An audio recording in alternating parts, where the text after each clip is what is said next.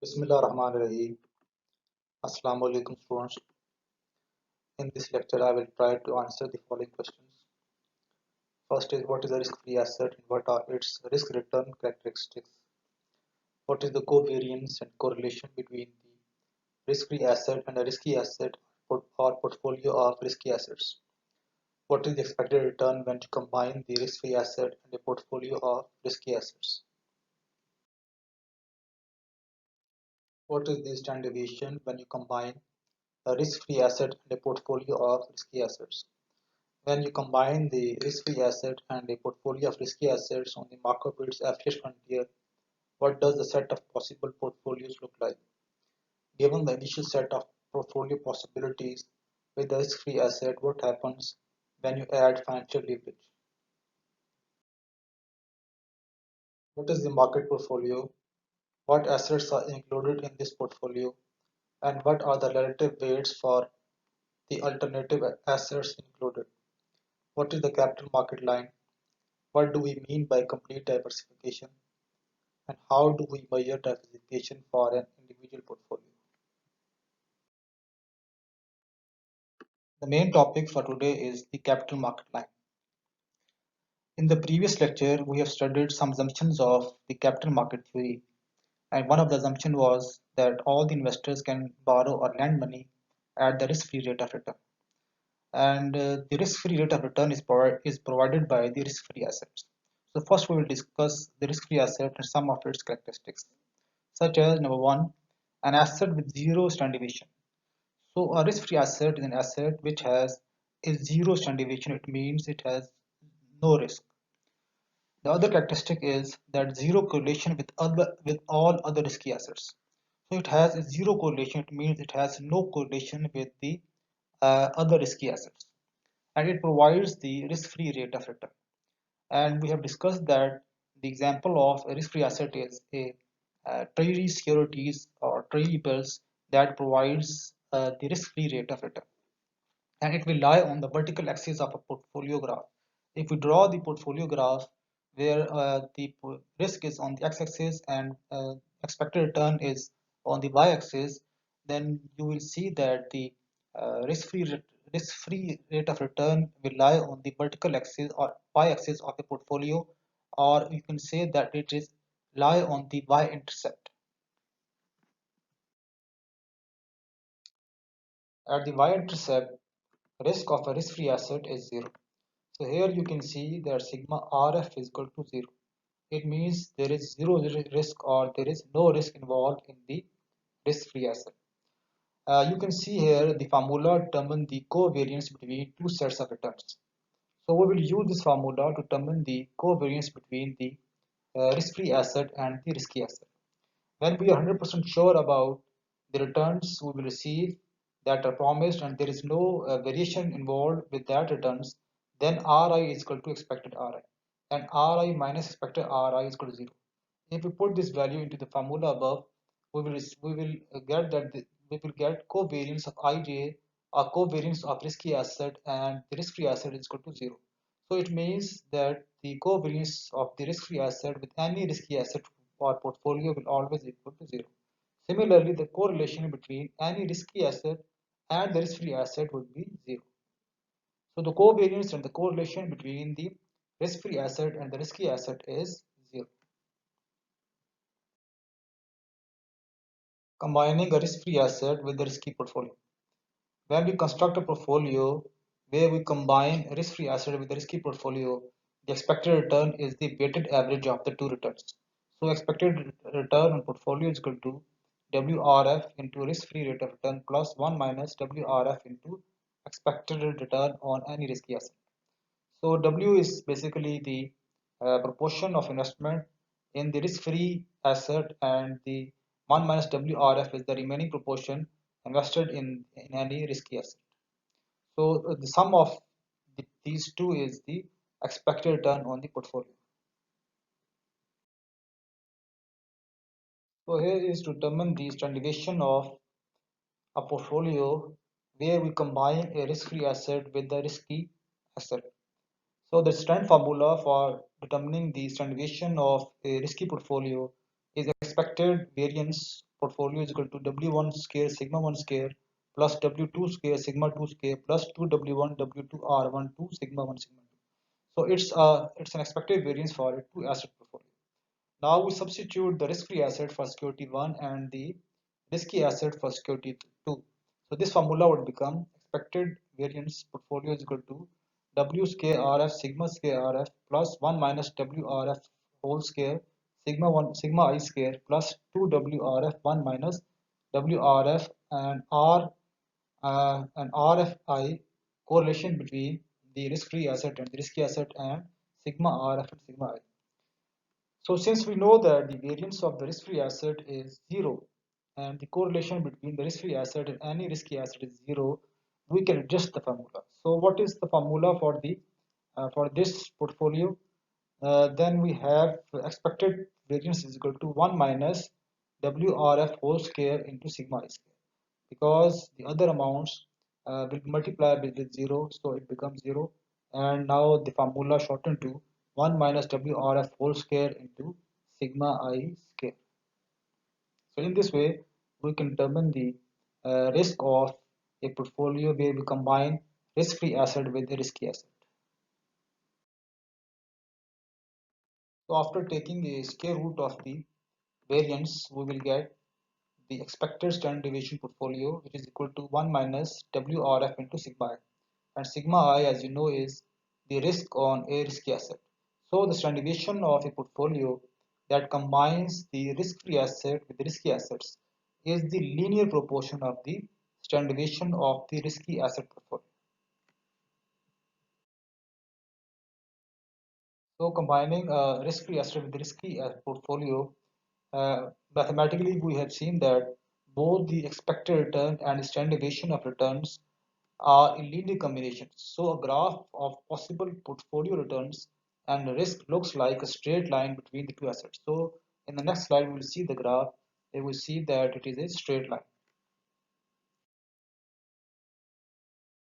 So here you can see a graph that explains the portfolio possibilities by combining the risk-free asset and the risky portfolios on the efficient frontier.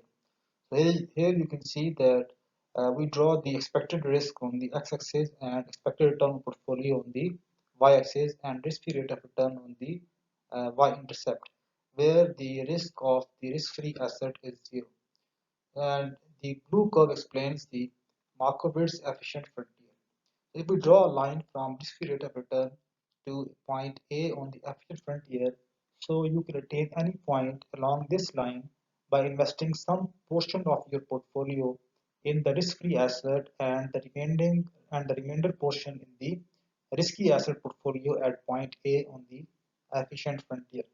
So this set of portfolio possibilities dominates all the risky asset portfolio on the efficient frontier below point A. If we move a little bit higher and draw a line from risk-free return to point B on the efficient frontier, so the set of possibilities lie on this line also dominates the other risky assets portfolio below point B. And if we move a little bit more higher, then we reach a point where the line is tangent to the efficient frontier at point M, which is the optimal portfolio. So set of portfolio possibilities along line RFR to M dominates all portfolios below point M, and we can attain any point on this line from RFR to M, such as a point C. Here you can see that this point is in between the RFR and M line. We can attain this point by investing half of our portfolio in the risk-free asset and the other half in the risky portfolio at point.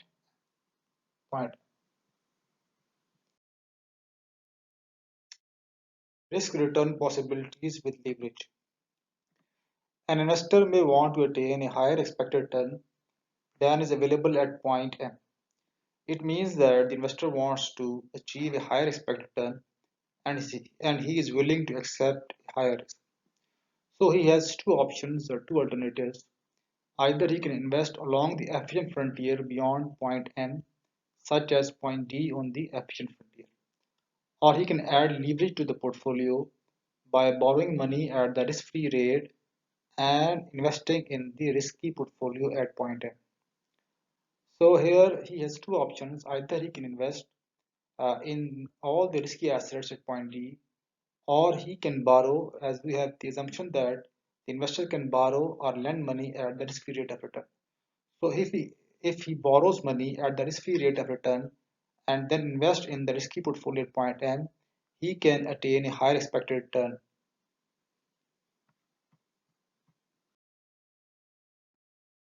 So let's see an example. If you borrow an amount equal to 50% of your original wealth at the risk-free rate, WRF will not be a positive fraction but rather a negative 50% because you are borrowing money at the risk-free rate, then invest that money in the risky portfolio at point N.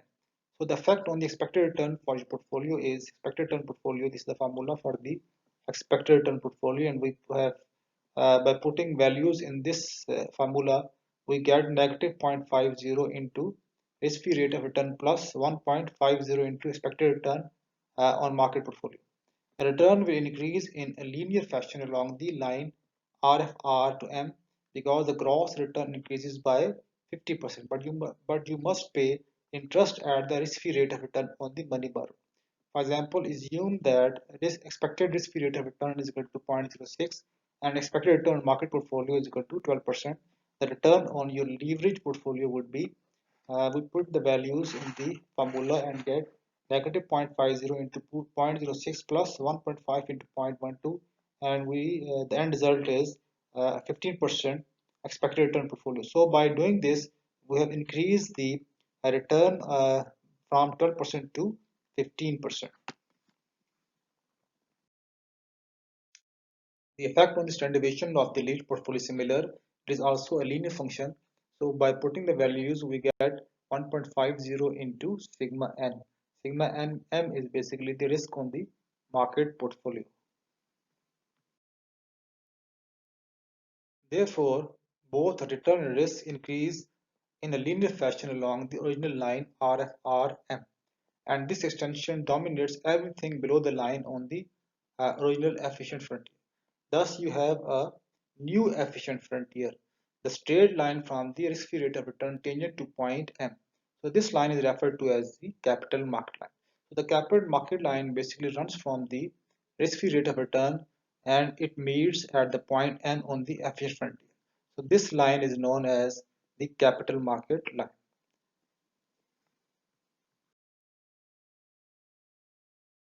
Now you can see a graph of capital market line. Here you can see that the capital market line runs from the risk-free rate of return and touches at the point M portfolio on the FER frontier. Further, you can see lending function and the borrowing function on the capital market line. Since this line is a straight line, so it implies that all the portfolios on the capital market line are perfectly positively correlated. Further, portfolio M lies at the point of tangency. So it has the highest portfolio possibility line and everybody wants to invest in portfolio M. So either they can lend money to the agencies by investing some portion of their portfolio in the risk-free asset and the remaining portion in the risky assets at point M, or they borrow money and invest those funds in the M portfolio. So it means that M portfolio includes all risky assets. So this is why we call the M portfolio the market portfolio.